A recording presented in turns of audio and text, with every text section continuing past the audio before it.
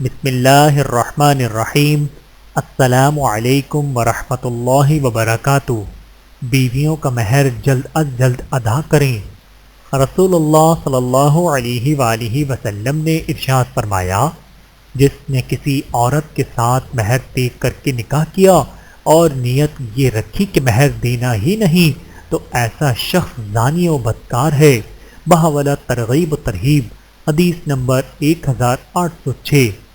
آج مہر کو ایک نمائشی اور رسمی چیز بنا لیا گیا ہے کہ بوقت نکاح اسے طے کر دیا جاتا ہے اور پھر زندگی بھر چھٹی۔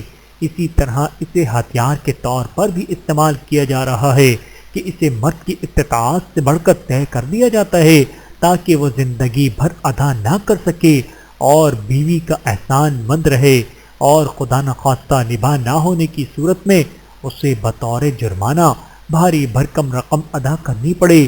یاد رکھیں، مہر کی ادائیگی عورت کا شرعی حق ہے جسے اعتدال کے ساتھ مقرر کرنے اور جلد ادا کرنے کی ضرورت ہے۔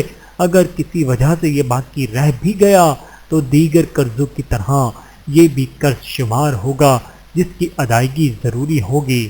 اللہ تعالی ہم سب کو احادیث مبارکہ پر عمل کرنے کی توفیق عطا فرمائے۔ آمین ثم آمین۔